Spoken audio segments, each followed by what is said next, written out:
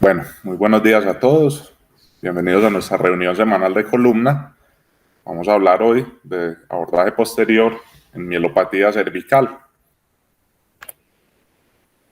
Digamos que de abrebocas me pareció interesante este artículo para contextualizarnos especialmente con las falencias que tenemos a veces en los ancianos. Digamos que tenemos entendido que cuando hablamos de enfermedad degenerativa cervical y mielopatía, pues las personas mayores tienen más incidencia o más prevalencia de este tipo de enfermedades y sin embargo, en un país con un sistema nacional de salud y unas bases epidemiológicas, diagnósticas bien establecidas, hay una gran falta de diagnóstico en las personas mayores que precisamente son las que sufren más esta enfermedad.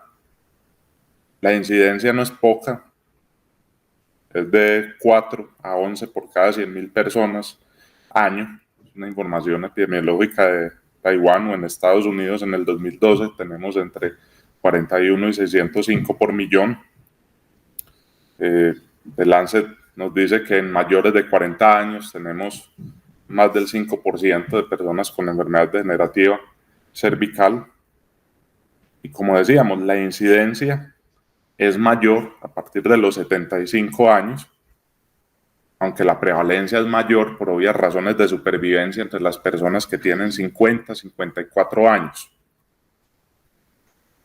Aquí tenemos una comparativa entonces a la izquierda de cómo en la izquierda tenemos una prevalencia establecida con el reporte de eventos hospitalarios de consulta entre 2012 y 2019 en el Reino Unido.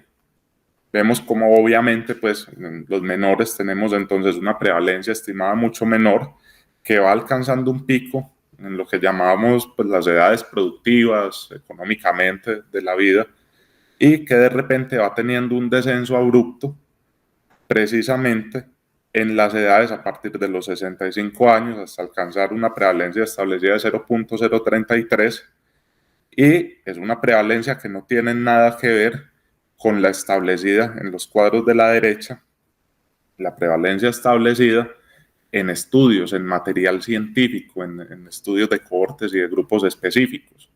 Entonces, eso nos está hablando de pronto del difícil acceso de las personas mayores a instituciones hospitalarias o del enfoque pues, en otras enfermedades que también van apareciendo por la edad y que nos hacen ignorar la importancia de esto, que además tiene consecuencias funcionales importantes.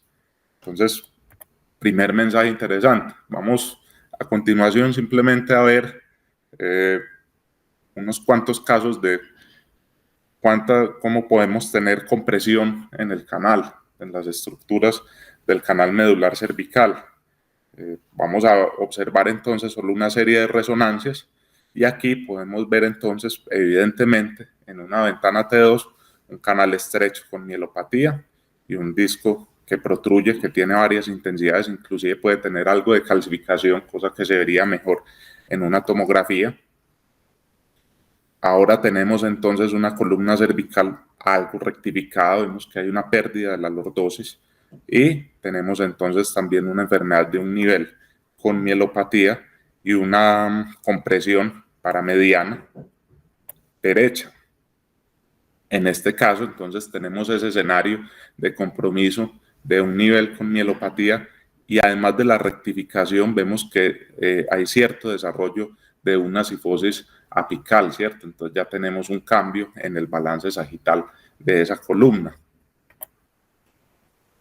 Aquí tenemos una columna rectificada, varios niveles y además un componente de hipertrofia del ligamento amarillo. Ya no tenemos un componente anterior, sino un componente también posterior que probablemente también tiene algo de osificación.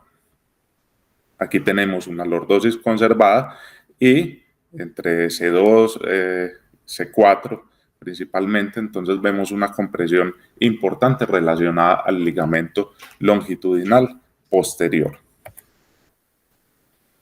De todo esto que acabamos de ver, entonces encontramos que hay diferentes estructuras con diferentes ubicaciones anteriores o posteriores que pueden influir en la generación de la mielopatía. Entonces tenemos el ligamento longitudinal posterior, aquí pues en modo esquemático, el mismo cuerpo vertebral con su desplazamiento, la herniación discal con migración o calcificación, la hipertrofia u osificación del ligamento longitudinal posterior y la calcificación hipertrofia del ligamento amarillo como componente posterior de la compresión. Entonces, cuando estamos hablando de compresión cervical, pues la respuesta lógica, natural, pues es la descompresión, ¿cierto? Ahora, acabamos de ver un contexto donde tenemos múltiples factores que en diferentes posiciones la pueden generar, y eso hace que a la hora de considerar opciones quirúrgicas de resolución, entonces tengamos que tener en cuenta esa ubicación, tengamos que tener en cuenta la rectificación, la curvatura sagital, la lordosis de esa columna cervical, cuántos niveles hay comprometidos, a cuántos podríamos acceder desde una vía anterior o posterior, las comorbilidades del paciente para tolerar este tipo de cirugías, su pronóstico funcional, y también es importante la asociación de dolor radicular, no solo del componente mielopático, y como decíamos, especialmente cuando vamos a hablar y a considerar descompresiones posteriores, como es el tema de él, cuál es el nivel de compresión ventral y qué tan resolutivos podemos ser entonces en este caso. Las alternativas entonces clásicas siempre han sido entonces la laminectomía. La laminectomía como única ha sido un poco abandonada, más reemplazada por la laminectomía con fusión y la laminoplastia. Todas alternativas que tienen, digamos, en distintas escuelas muchas técnicas distintas. Haciendo pues un recuento sin ahondar mucho en los componentes de la técnica, entonces tenemos la laminectomía, que está indicada en una compresión de más de 2 niveles, que puede tener beneficios. Entonces, cuando tenemos componentes posteriores como el engrosamiento del ligamento amarillo, la osificación del longitudinal posterior, y además otros que no son pues como tan degenerativos, pero que son componentes compresivos, pues como el absceso, un hematoma, el trauma. Y también cuando tenemos una anatomía anterior que contraindica una vía posterior, un paciente sometido a radioterapia, un paciente que tiene una traqueostomía o componentes anatómicos que nos la contraindican. Como el nombre lo dice, se prescinde de la lámina para generar entonces un espacio posterior que facilite una liberación de la médula hacia atrás, hacia posterior. Implica unas mejorías, particularmente pues se pueden evaluar desde la mielopatía con la Japanese Orthopedic Association Score, que es una clasificación, una escala funcional. Por supuesto que también hay otras del manejo del dolor como el Neck Disability Index, y históricamente ha tenido una tasa de más del 50% de la cura, teniendo mejor respuesta en pacientes mayores de 57 años o que tengan menos de 4 meses de una clínica refractaria al manejo conservador. Del mismo modo, pues cuando no tenemos un score tan malo de la Asociación Japonesa de Ortopedia superior a 10. Por supuesto que implica, al tener ese componente, esa pérdida de componente posterior, una reducción del ángulo lordótico, lo cual es una consideración importante cuando vamos a abordar columnas que están rectificadas o cifóticas, pero también puede incluir por la manipulación, tracción, daños de la raíz nerviosa que corresponda al nivel, esa inestabilidad tardía por el cambio sagital y, como decíamos, la cifosis posoperatoria. Eso ha sido establecido en muchos artículos, digamos, relativamente reciente. Un artículo asiático, tomaron estos pacientes, sacaron una clasificación en función del nivel y el grado de lordosis, y particularmente evaluaron 2 grupos, un grupo con una cifosis apical y otro con la lordosis conservada, en enfermedad multinivel, ¿cierto? Entonces, esta es pues una imagen del propio artículo que nos representa el grupo 1 de la lordosis y el grupo 2 entonces de este componente cigótico. Principalmente coincidente pues como con la mayoría de la clínica, la laminectomía en el grueso de pacientes, tanto en el grupo 1 como en el 2, fue primordialmente entre C3 y C7, con una escala japonesa de 10, pues prácticamente igual a 10 o mayor, y con una mejoría realmente en ambos pues de 4 puntos, sin mucha diferencia entre los dos. Sin embargo, en el grupo 2, que recordemos es ese grupo de la cifosis apical, tuvimos de este número de pacientes, más pacientes entonces con una progresión de cifosis entre 5 y 10 o superior a 10, mientras que en el de lordosis hubo una pérdida de lordosis sin descripción de cifosis mayor a 5 grados.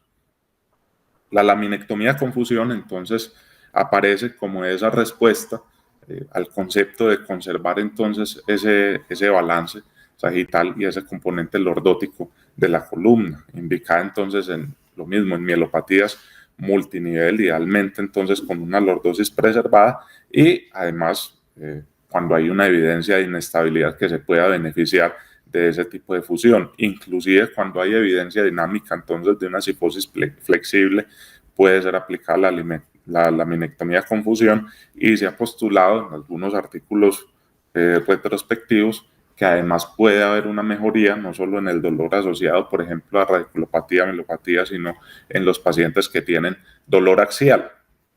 Hasta el 90% se ha alcanzado pues, de mejoría basados en la descripción de la escala japonesa de ortopedia. La laminoplastia, entonces, por su lado, también está indicada en los compromisos multinivel. En el caso de espondilosis cervical y osificación del ligamento longitudinal posterior, hay beneficio, así como también en estenosis congénita, y también tiene esa limitante entonces del paciente cifótico cervical, y digamos que no tiene una indicación, no hay una mejoría y puede empeorar el dolor axial de cuello que es preoperatorio. Desde 1970 hay muchas variaciones técnicas de la laminoplastia, ¿cierto? Se pueden usar entonces injertos de cerámica, injertos costales, como este tomado pues del libro del Handbook of Spinal Neurosurgery del doctor Vaccaro, o también placas, ¿cierto? Y el principio pues es básicamente, sin prescindir de ese componente laminar, generar una expansión entonces que permita liberar, ¿cierto? O ampliar el canal. Eso en términos de no comprometer tanto la movilidad, de afectar menos el balance sagital, ¿cierto? Tener pues menor grado de cifosis.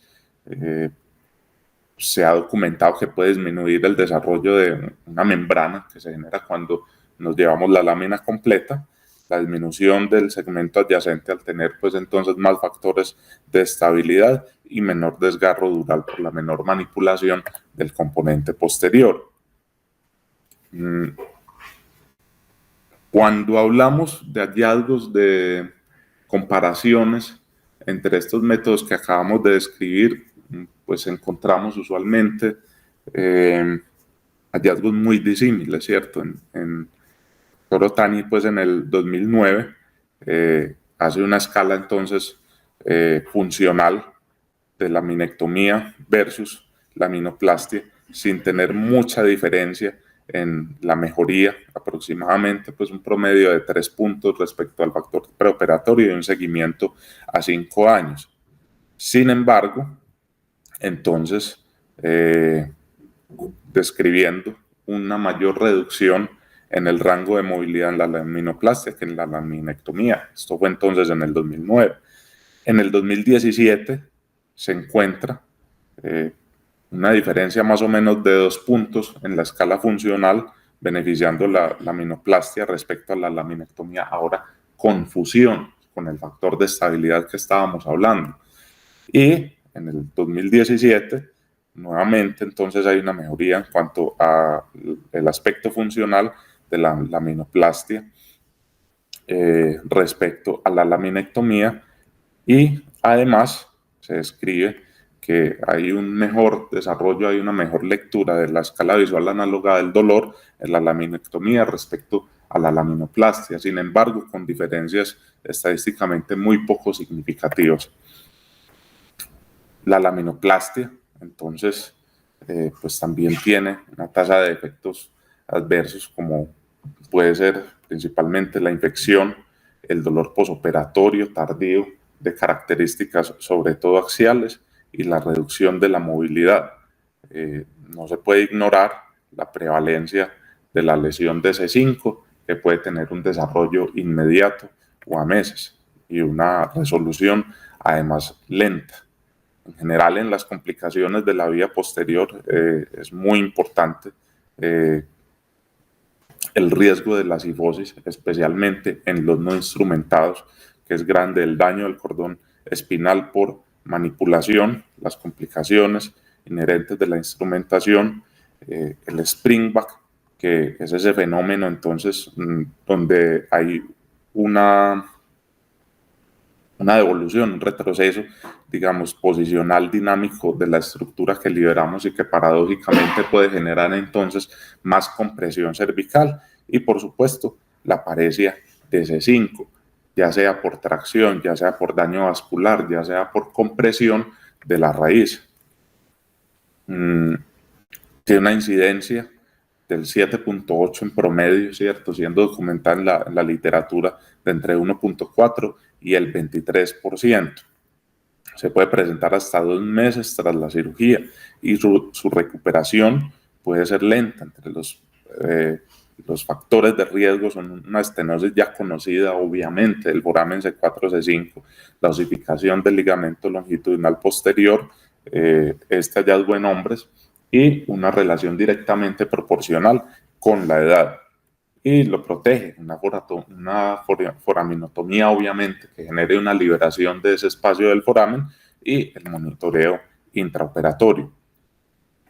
También, igual que las otras vías posteriores que acabamos de ver, tiene, digamos, muchos desarrollos técnicos, pero el principio, pues, es el de la foraminotomía, en este caso, pues, abierta, que puede tener varios abordajes, ¿cierto? Puede tener un abordaje más extenso con una incisión central, o un abordaje más pequeño que se describe incisiones de 2 a 3 centímetros, donde básicamente hay una exposición que puede ser, digamos, un poco más invasiva o menos invasiva, con retractores tubulares, tratando de abarcar 2/3 de ese espacio interlaminar entre la lámina más craneal y caudal, y 1/3 de la unión facetaria, tratando de liberarlo, ya sea con una herramienta pues como la Kerrison, o como un drill, pues como un taladro, tratar de liberar entonces este foramen sin comprometer más del 50% de toda esa estructura facetaria,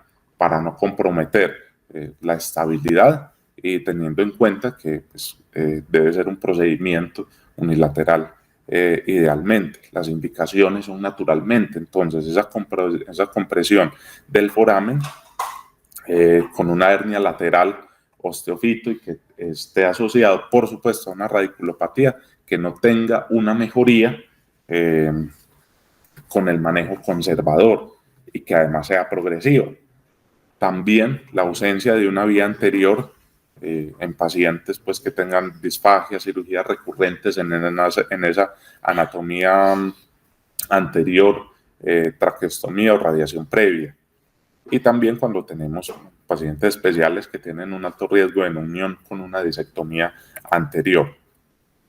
Esta es la descripción, entonces, pues, digamos, a grandes rasgos, de lo que el segundo paso, digamos, técnico, o el segundo desarrollo técnico luego de la foraminotomía, que es lo que se llama la mínimamente invasiva, donde se utilizan herramientas señaladoras, pues, como la fluoroscopia, el K-wire o agujas de Kirchner, con una dilatación progresiva para tener una disección Roma de la anatomía, y lograr entonces esa exposición entre las dos láminas, ¿cierto? Exponiendo, en este caso, aquí podemos pues ver la dura y la raíz liberada. Y pues detrás de todo esto, entonces también llegaron alternativas que se describen como menos invasivas. Algunos artículos hablan de ultra mínimamente invasivas, como son entonces el abordaje por endoscopia de un puerto o de dos puertos, ¿cierto? Con una incisión, dos incisiones respectivas, ¿cierto? Siendo la de un puerto, digamos que directamente sobre la estructura, y la de dos puertos en el sentido craneal y caudal. El principio entonces del abordaje de la endoscopia es ubicar entonces esta estructura en B, que señala entonces la relación entre la lámina craneal y la más baja, y hacia lateral entonces se aprecia la unión facetaria. Desde una reconstrucción entonces, este punto B, entonces lo observamos desde una visión, digamos, un poco más oblicua en relación al keyhole, pues donde ingresamos el puerto del endoscopio, ¿cierto? Y aquí pues hay una foto simplemente del drill entrando precisamente en ese punto B, demostrando entonces ya el ligamento amarillo y la lámina craneal y caudal en un sentido pues más profundo y lateral. Entonces tendremos aquí pronto expuesta la raíz que queremos liberar. Las contraindicaciones entonces son un dolor axial primario en el que no tengamos un beneficio, la inestabilidad cervical, la cifosis superior a 10 grados de la columna cervical, la mielopatía cervical, que no va a tener beneficio pues porque liberemos un foramen obviamente, componentes de herniación central o estenosis de canal central que no tengan un beneficio entonces de ese abordaje posterior, del mismo modo que osteofitos que estén ventrales a la raíz, frente a los que obviamente no podemos tener un acceso desde posterior, y tampoco están indicados entonces las liberaciones de forámenes bilaterales a costa entonces de la estructura facetaria bilateral. De las complicaciones están la dehiscencia de la herida, la infección. La fístula puede ir del 0.6 al 2.5% de abordaje. La persistencia, la radiculopatía puede ir hasta el 8%, lo que de cierto modo también nos dice que puede haber unas tasas de respuesta documentadas mayores del 90%. Por supuesto que la disminución de la lordosis por el compromiso de la unión facetaria. Poco a poco, entonces, digamos que va apareciendo evidencia, sobre todo pues retrospectiva y de artículos de cohorte, que comienza a comparar la efectividad y los riesgos, los tiempos quirúrgicos y los tiempos de hospitalización de estas alternativas, ¿cierto? Aquí pues entonces con el método Prisma de 190 artículos pues que se revisaron,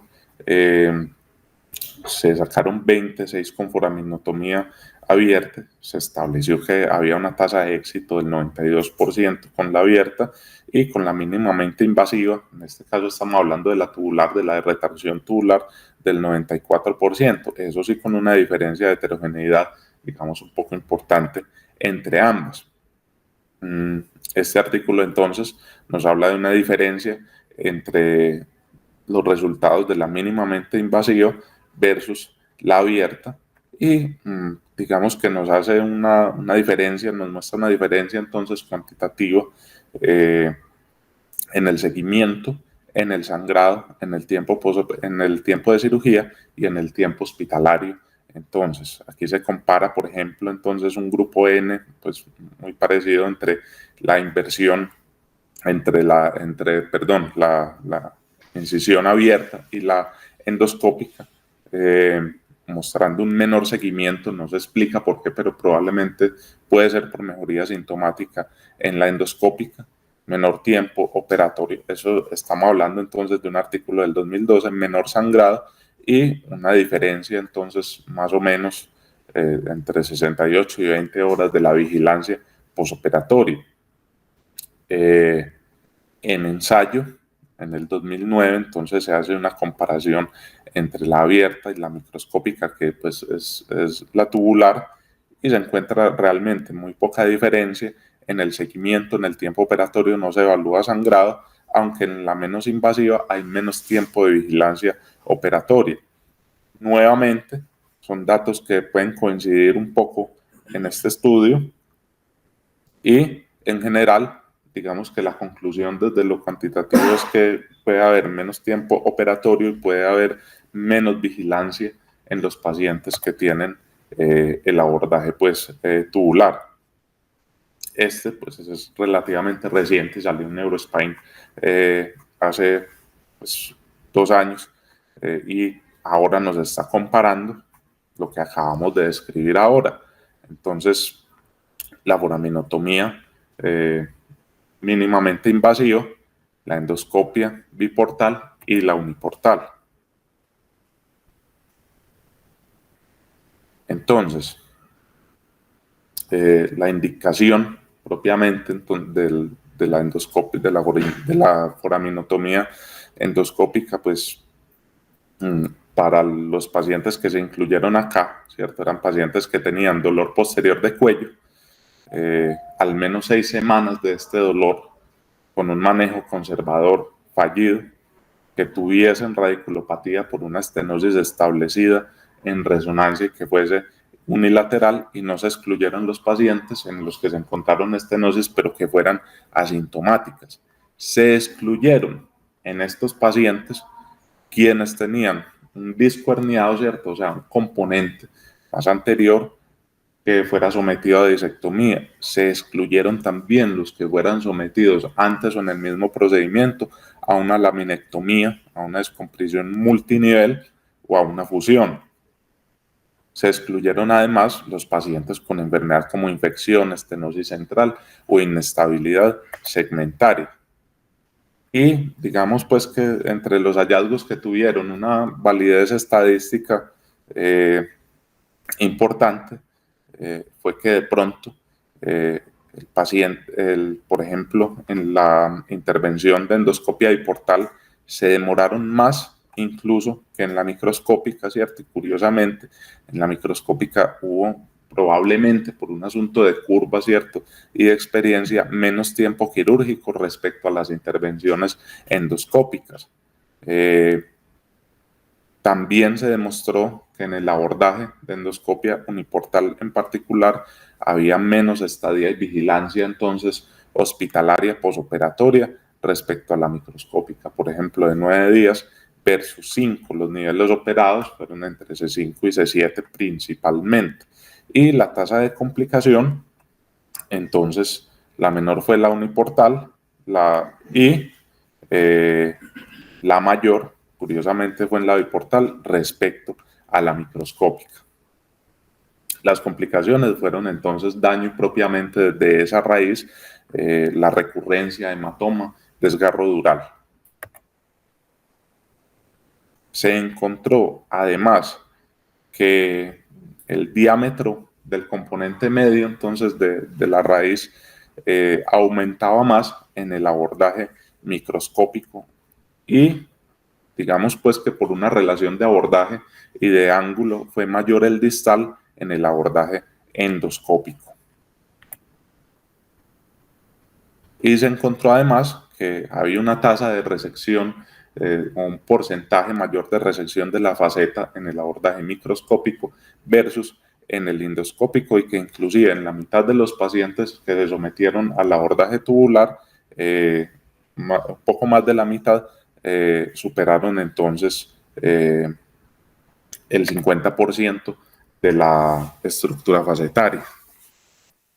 Las diferencias entonces en el seguimiento conservaron una tendencia muy parecida, con una mejoría pues a más de 6 meses de la escala análoga del dolor para cuello, para brazo, ¿cierto? Y también para inhabilidad entonces el Neck Disease Index, beneficiando un poco específicamente al abordaje uniportal.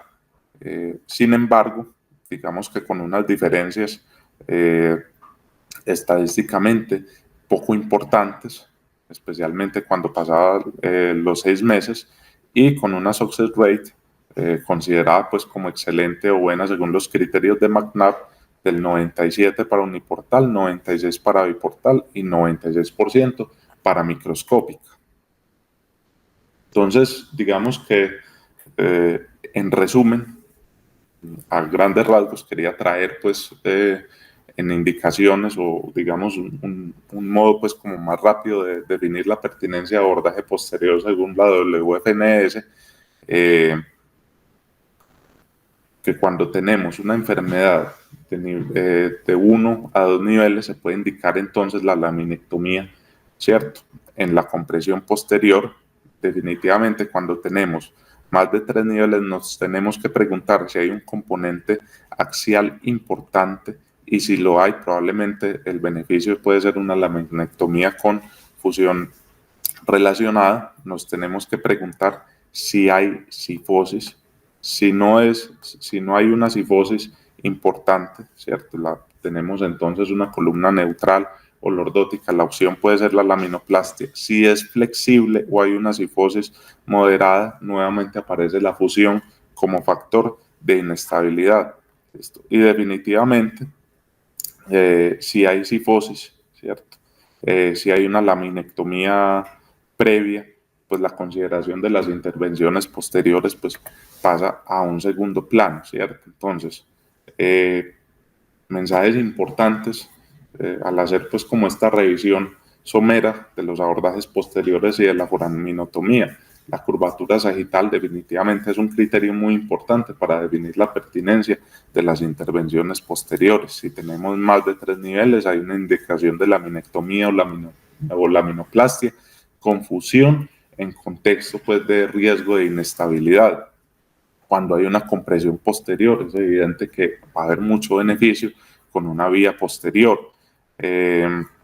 Definitivamente encontramos success rate superior pues al 90%, entonces en el abordaje posterior.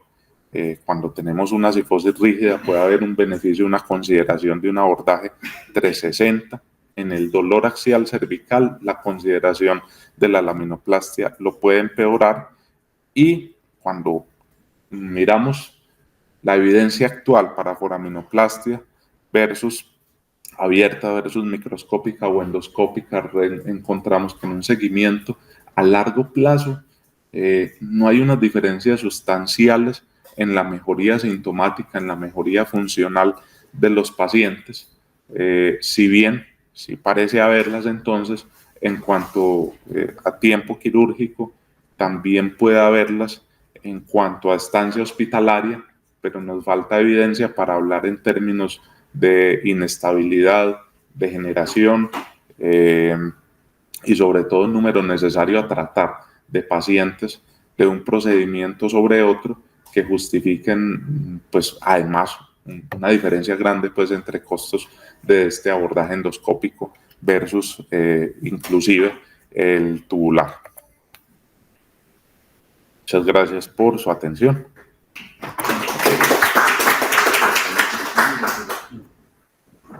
Julián.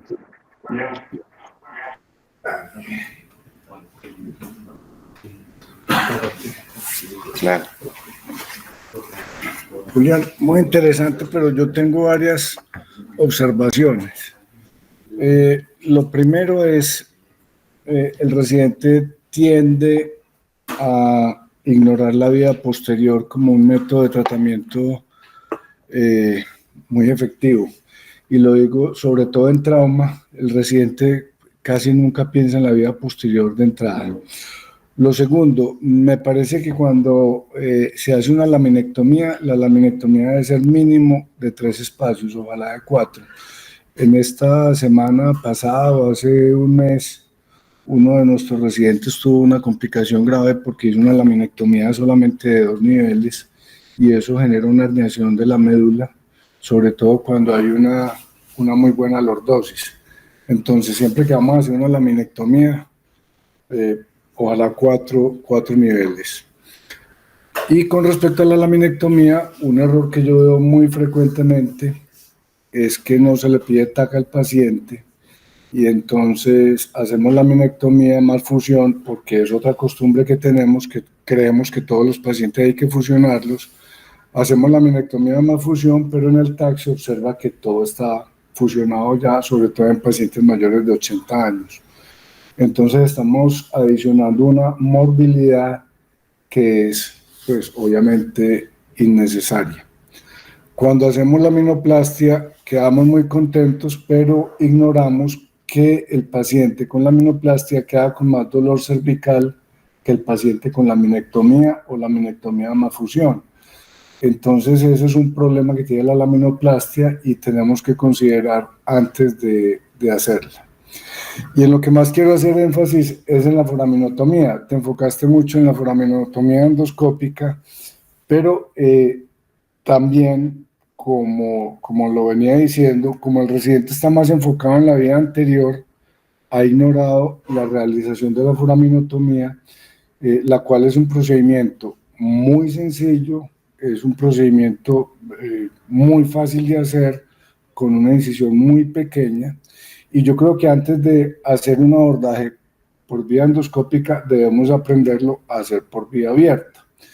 ¿Y por qué digo esto? Porque he visto muchas complicaciones de cirugías endoscópicas lumbares, lesión de la raíz, fístula del líquido cefalorraquídeo, fibrosis, hernias que no sacan, porque no se ha aprendido bien la técnica endoscópica lumbar. Entonces, no nos obsesionemos con lo moderno, aprendamos a hacer lo que ya está establecido, hagámoslo bien y una vez lo hacemos bien, damos el pasito adelante.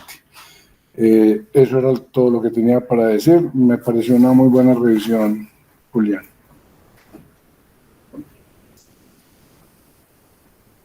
¿Alguien tiene algún comentario? Buenos días, Nacho, ¿cómo están? Buenos días, hasta ahora. Bien, profesores. Sí, muy bien la revisión. Siempre importante, como comentaste, Nacho, hacer énfasis en los abordajes laterales cervicales para hacer descompresiones radiculares, pues me parece que son también, no lo hacemos con mucha frecuencia, pues realmente digamos que siempre preferimos el abordaje anterior, pero son abordajes que usualmente tienen muy buen resultado clínico. En Estados Unidos, digamos que, por ejemplo, y yo creo que eso ha sido como un impulso grande que se le ha dado a la descompresión microquirúrgica de la radicular vía posterior y todos estos avances también en endoscopia. Y es que en Estados Unidos, pues digamos que eso lo escuché de la gente que lo hace con frecuencia, es que realmente sí le tienen como más miedo a la vida anterior por el asunto de las complicaciones relacionadas con el nervio laríngeo recurrente, que para nosotros pues son realmente muy poco frecuentes, pero siendo poco frecuentes ellos digamos que lo consideran en el caso de que un paciente se pueda descomprimir vía posterior. Entonces ellos lo hacen con mucha más frecuencia que nosotros. Pues como ya se comentó, es un abordaje que realmente es técnicamente muy sencillo y que se puede hacer mínimamente invasivo con incisiones inclusive muy pequeñas sin la necesidad de usar endoscopia que realmente pues hasta ahora no sé realmente qué tan útil sea para mejorar los resultados en este tipo de abordaje. Yo pienso que los resultados con la técnica microquirúrgica son muy buenos y con incisiones también muy pequeñas. Y una cosa sobre la que quería llamar la atención, además de eso, es que digamos que la pregunta de los abordajes posteriores en las descompresiones, digamos, medulares o los pacientes con mielopatía es el riesgo de que el paciente se deforme. Y Julián, digamos que habló unos aspectos interesantes, pero recientemente se le ha dado mucha importancia a todos los otros parámetros que tienen que ver con deformidad cervical, especialmente, digamos que el SBAS7, o sea, el desplazamiento anterior de C7 con respecto a T1 y el slope de T1, o sea, la angulación de T1, la inclinación del sacro pues, en la unión lumbopélvica.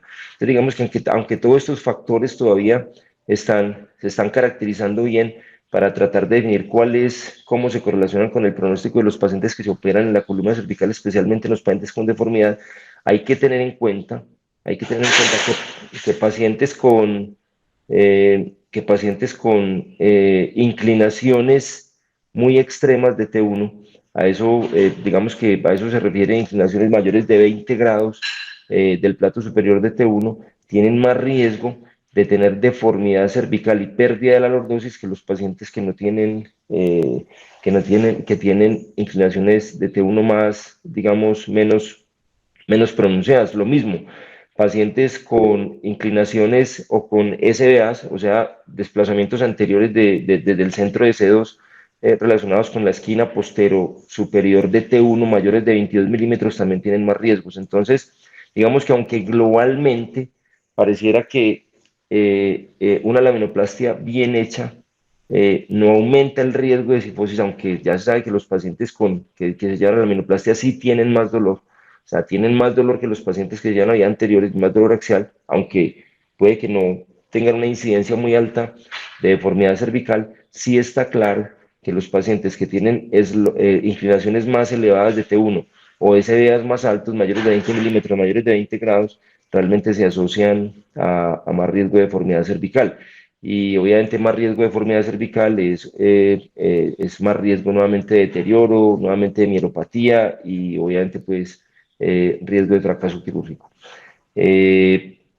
Pero nuevamente, sí, para hacer énfasis en eso, una vía cervical, una descompresión cervical posterior en un paciente anciano con mielopatía es mucho más sencilla y tal vez mucho menos mórbida que una descompresión vía anterior multisegmentaria, especialmente cuando no es necesario y se cumplen todos esos parámetros habitales que predicen un buen pronóstico neurológico. Solo tenía eso para decir, Nacho. Muchas gracias. Gracias, Tavo. Julián, adelante. Buenos días para todos.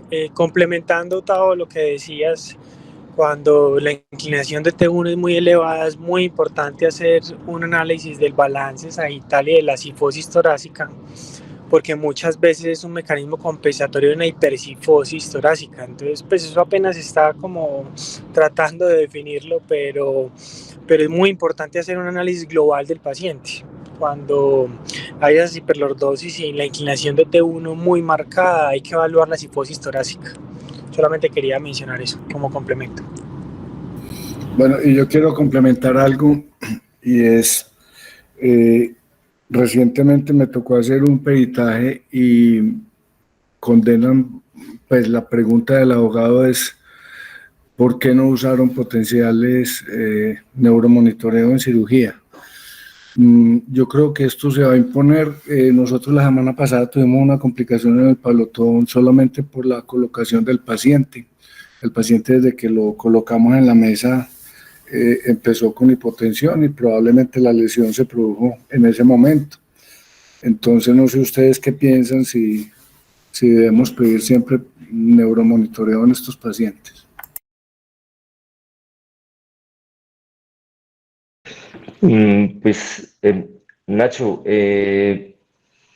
lo que pasa es que son tendencias que se van como generalizando, y es lo que vos decís, o sea, es como, digamos, la información que tienen también las personas que se encargan de este tipo de situaciones a medida que, digamos que, pues sí, que va evolucionando pues también como el conocimiento, o sea, no sé si la palabra es modernizando pues como la forma de hacer cirugía de columna. Y en Estados Unidos, pues no hacen ya prácticamente que ninguna cirugía sin monitoreo neurofisiológico intraoperatorio, al menos ninguna cirugía cervical, inclusive ninguna cirugía cervical vía anterior, por ejemplo, sin electrodos de monitoreo para el laringo recurrente. Entonces, esto, digamos que cada vez nos va a generar más retos y obviamente pues va a generar más costos en el manejo de los pacientes. Pero hasta ahora, pues digamos que la indicación o la recomendación pues, que es muy difícil pues dar una recomendación alrededor de esto cuando las complicaciones realmente pues son tan catastróficas en un paciente con una estenosis cervical importante y son las estenosis críticas multisegmentarias. También es claro que muchas veces, pues por mejor monitoreo que tengamos, hemos tenido pacientes que se deterioran simplemente por fenómenos de reperfusión o todas estas cosas. Entonces, para mí eso es un tema que es complicado, pero realmente yo hasta ahora no uso monitoreo en todos los pacientes, únicamente en pacientes que, por ejemplo, tienen deformidades cervicales importantes, en los cuales en la corrección puede haber, pues, como todos estos fenómenos digamos, de movimiento medular y, digamos, de cambio en la situación espacial de la médula, que son los que aparentemente se relacionan con el deterioro neurológico postoperatorio, pero yo no sé, o sea, para mí eso en este momento a mí me parece complicado, y usar monitoreo en todos los pacientes, yo no sé si el sistema esté pues como en condiciones de asumir este gasto, pues porque los pacientes que operamos de columna cervical son un volumen muy alto. No sé, Nacho, ¿vos qué piensas? No, para mí también es complejo porque ya cuando el abogado pregunta si hubieran usado neuromonitoreo, probablemente hubieran evitado la lesión, y ahí queda uno frío. Doctor Julián, ¿levantaste otra vez la mano o es la anterior? Sí. No, es la otra vez. Lo que pasa es que ya cada vez, ¿por qué en diferentes países utilizan tanto el monitoreo neurofisiológico? Por temas legales. O sea, porque demandan mucho. O sea, porque en Estados Unidos no hacen nada sin monitoreo, porque si usted le pasa algo, no tuvo una herramienta para prevenir lo que demanda y gana la demanda. Aquí, ¿qué va a pasar? Eso cada vez se va a empezar a ver más, y cada vez están demandando más, y cada vez los pacientes son más exigentes. Hace poquito me tocó una señora que de entrada me dijo: doctor, ¿usted me opera con monitoreo? Y yo, claro, por supuesto. Me dieron una hernia cervical sencilla, nada compleja, una miopatía inicial, no era un canal estrecho severo, pero ella misma fue la que exigió el monitoreo. No lo ponga, pasa algo, te demandan, y ¿qué va a pasar? O sea, el tema de las demandas está implementando cada vez más en nuestro medio, y eso nos obliga a tener que utilizar herramientas más que para lo clínico, para lo legal. Nacho, una aclaración que puede ser como importante en la decisión de poner monitoreo o no, y es el valor. ¿Vos cuánto pensás que cuesta, o vos qué información tenés acerca de cuánto cuesta un monitoreo neurofisiológico intraoperatorio? Porque yo creo que eso no tiene ni siquiera que ver con las horas, o sea, el hecho de que vos lo uses 20 minutos o 12 horas, el valor es el mismo. Creo que son 6 millones. Entre 6 y 10, dependiendo de la institución. Es increíble porque en una de las facturas que yo vi de un paciente, un paciente que pues hay pacientes en los que uno realmente tiene que, digamos, moderar el gasto, de una factura de 13 millones de pesos. O sea, yo pienso que también pues, ahí es cuando llego, o sea, el sistema no está en condiciones de asumir costos tan altos. O sea, 13 millones de pesos cuesta más que, muy posiblemente, que el instrumental, cuesta más que los honorarios del cirujano, o sea, cuesta más que muchísimas cosas. Entonces, también yo creo que en algún momento nosotros vamos a tener que ser críticos de la situación para que esto realmente lo podamos usar desde un punto de vista costo efectivo, porque 13 millones de pesos me parece que encarece muchísimo una cirugía.